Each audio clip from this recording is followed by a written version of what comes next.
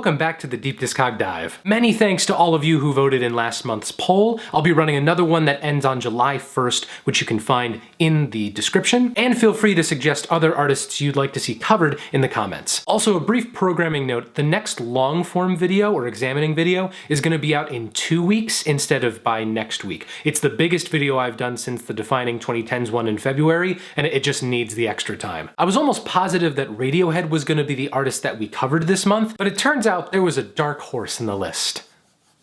Well, not a horse, but a different kind of animal. Today, we're talking about Gorillaz. Let's dive in. Gorillaz is made up of 2D, Murdoch, Russell, and Noodle.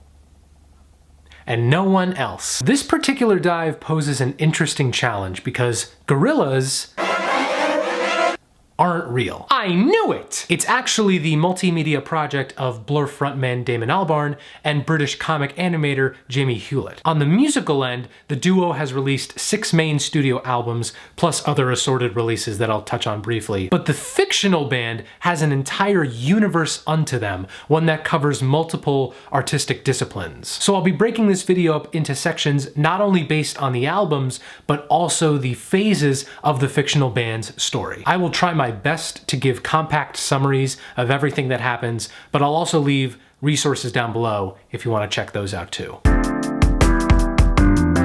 Their origins are as old as time itself. Notorious hoodlum Murdoch, desperate for some kind of musical stardom, tried to break into Uncle Norm's organ emporium, I'm sure you're all familiar, by crashing his van into it. In the process, he drove directly into one of the workers, Stuart Pott, denting one side of his head and putting him in a coma. Murdoch was then forced into community service and to take care of Stuart, which he did, by denting the other side of his head while trying to impress a girl and waking him from his coma. Friendship. This also led to his nickname 2D, meaning two dents. After acquiring Kong Studios as a home base, Murdoch recruited Russell Hobbs, a New York native who possessed great talent in both percussion and hip-hop, but who was also possessed by the ghosts of his former musician friends who were all killed in a drive-by shooting. Finally, the gang put an ad in NME for a guitarist, and the very next day, a box came to them containing an 8-year-old girl with a Les Paul. She stepped out, played a riff to end all riffs, and said one word, Noodle. Thus, Gorillaz was born.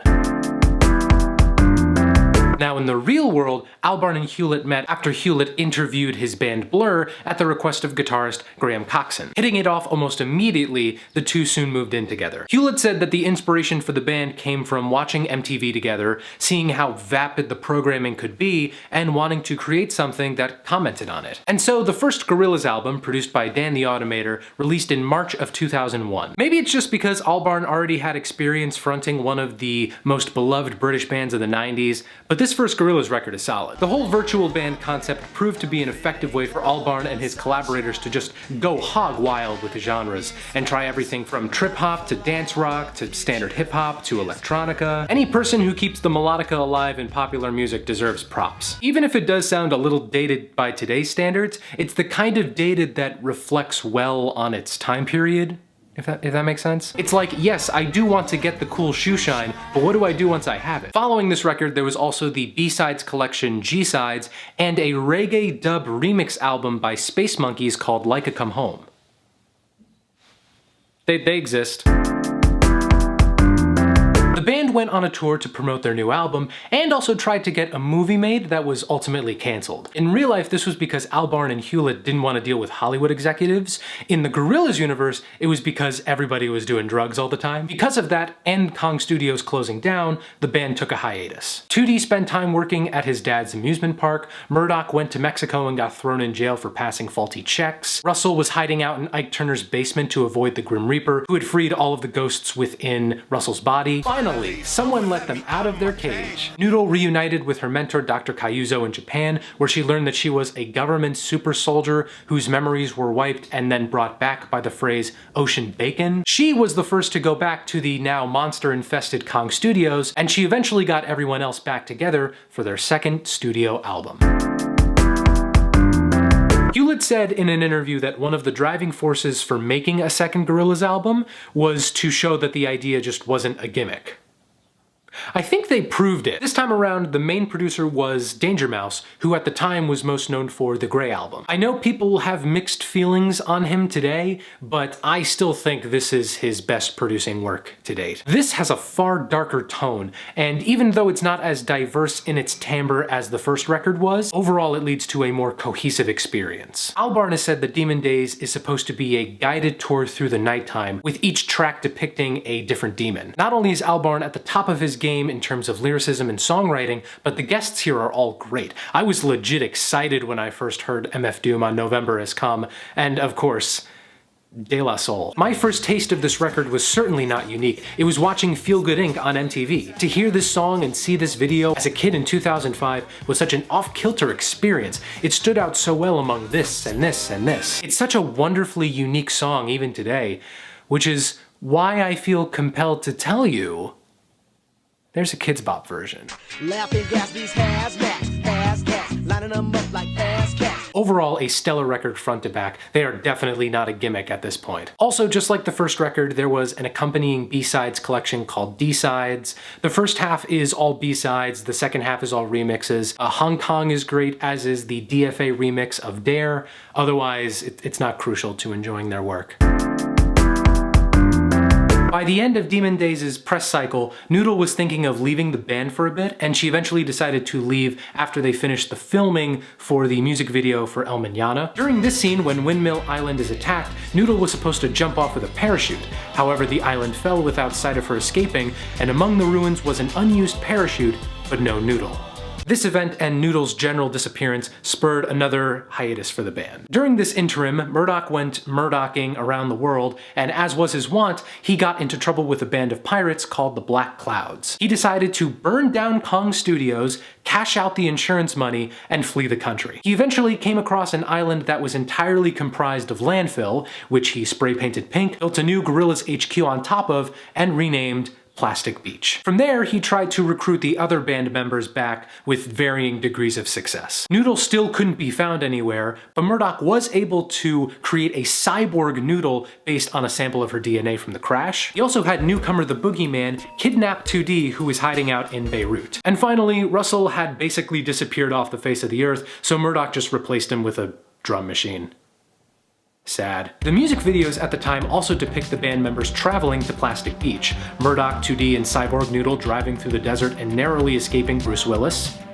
As far as I'm aware, he does not have an in-universe name. I guess Bruce Willis just hates Gorillaz. We eventually learned that Noodle had been hiding on a cruise ship that was attacked by the Black Clouds. In addition, Russell had been swimming all the way from some undisclosed location to Plastic Beach. He's also massive as a result of eating too much ocean waste. No matter how you slice it, the band was back together again on Plastic Beach. Is this love and electric? Well, this is certainly a sonic shift from Demon Days. Instead of the moodier sound that Danger Mouse brought, the palette here consists of sounds that are bright, synthetic, even... you know? Despite the chipper sonics though, the lyrics often delve into our treatment of the environment, both by individual and corporation. It also reflects the most worldly group of collaborators Albarn has amassed yet. Snoop Dogg, Little Dragon, the late Lou Reed, Mos Def, Bobby Womack, the Hypnotic Brass Ensemble, and the National Orchestra for Arabic Music. Yet even with all these guests, Albarn still finds ways to shine on his own, specifically on standouts on Melancholy Hill and Broken. This record also has my favorite 3-song stretch of any Gorillaz record, with Stylo, Superfast Jellyfish, and Empire Ants with that build. Oh my god, it's so good! From my POV, Plastic Beach is the band's peak as a vessel for artist collaboration, with Albarn's presence more in the background.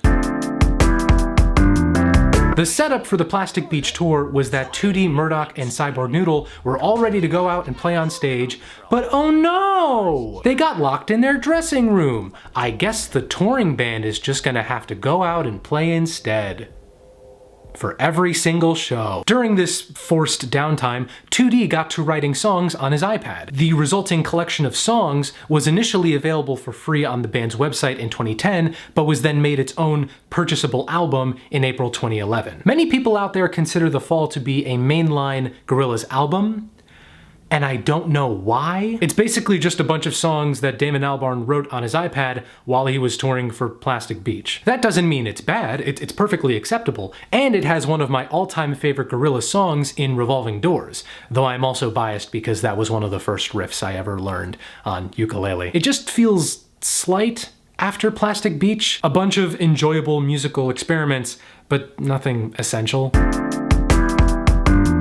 Their output immediately following the fall and touring was small. There was the Greatest Hits collection, the Singles collection, but the real star of the show is Do Ya Thing. Okay, so back in the 2010s, Converse used to put out these singles where 3 artists would collab. The last one they ever put out was a track with Gorillaz, James Murphy from LCD Sound System, and Andre 3000. It is, and I mean this with no hyperbole, one of the best things all 3 of them have ever done. New word out of my community. Especially the 13-minute extended cut, which, whoo boy, I won't spoil it for you, but it is so worth checking out. As a musician, Albarn certainly kept busy. There was his underrated solo record, his reunion with Blur. He even produced the late Bobby Womack's last album, which was really good. There was also a brief period where Albarn and Hewlett had a falling out due to Hewlett believing that his artwork's role in the band was starting to take a backseat. But by around 2013, their rift had been fixed, and the 2 of them got to work on the next Gorillaz album. This break in the Gorillaz universe is a bit convoluted since it involves retconning. Basically, there was a big battle on Plastic Beach which led each member to go their separate ways. The initial explanation was that Murdoch ended up in Hawaii and started his own radio show to commemorate the band's 10th anniversary. Everyone else found him at some point, and then they all started living together in London, which is depicted in the Do Ya Thing video. However, most of that was deemed non-canonical once the rollout for their 5th album started. In this new timeline, Murdoch and Cyborg Noodle escaped the island but were caught by EMI. Murdoch was then thrown into jail underneath Abbey Road Studios, I'm sure you're all familiar, and forced to make a new album. Everyone else had their own little escapades, which were detailed in Twitter threads. Noodle spent time in Japan as a pearl diver and had to battle an ancient demon. Russell was shown off in North Korea as their Godzilla until he returned to normal size. And 2D was swallowed by a whale and got stranded in Mexico until Murdoch found him. So the gang's back together after their longest break to date. What do they got? The first track they released after their hiatus was Hallelujah Money. What we do is dreamt of having. Weird choice, guys. Hallelujah, money!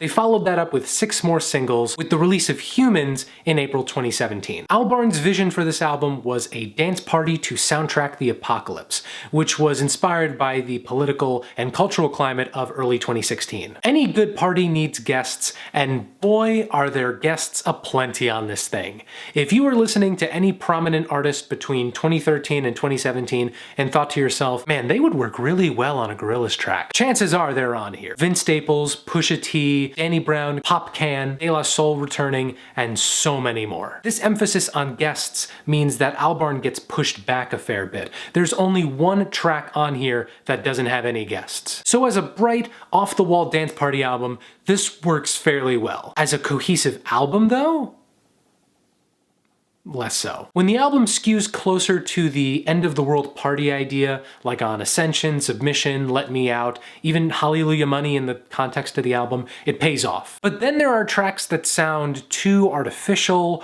or that have a really shoehorned positive message like We Got the Power, even though it does feature former Britpop rival Noel Gallagher, so that's a nice touch. Overall, I still come back to some tracks occasionally, but I don't listen to the full thing that much these days. One last side note, because I don't know if I'll ever get the chance to bring this up again. I'm like 95% sure that Ascension samples the Oh Yeah Mr. Krabs vine. Well, you can live your dreams long as you don't look like me. Be a puppet, Oh, yeah, string Mr. hanging Krabs. from the fucking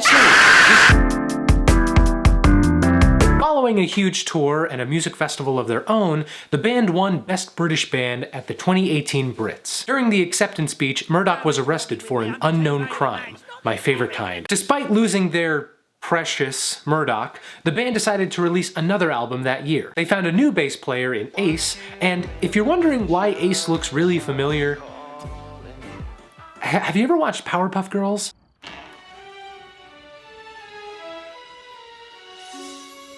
Hey, Meanwhile, Murdoch hatched a plan to escape from jail, find the demon crime lord that framed him, El Mierda, and clear his name. He managed to rope in Noodle to help, who believed that this same devil had taken 2D's soul. The rest of the journey involved Murdoch nearly drowning in sewage, a health spa, and a yak named Madge. Point is, Noodle found out that El Mierda had given up crime years ago, Murdoch lied about most of the situation, and 2D had been acting differently because Murdoch wasn't around to bully him. The two then rejoined the band for the tour behind their most recent full-length album. On the Gorillaz spectrum, Humanz is at one end, and the Now Now is all the way at the other. It's laid back, it's more focused on grooves, and there are only 2 tracks on here that have guests. It's a nice, breezy record, but I feel like a hypocrite for saying this.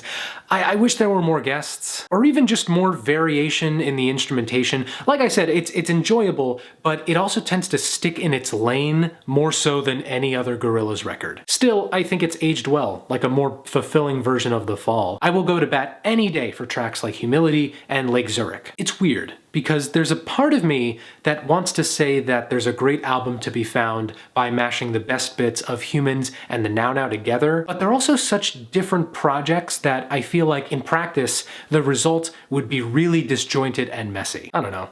I'm glad they both exist. I'll end this dive by bringing up their Song Machine series. About every month this year, they've released a new song and music video, and they've featured artists like Slowthai, Skepta, and Peter Hook from New Order. And all the songs are really good.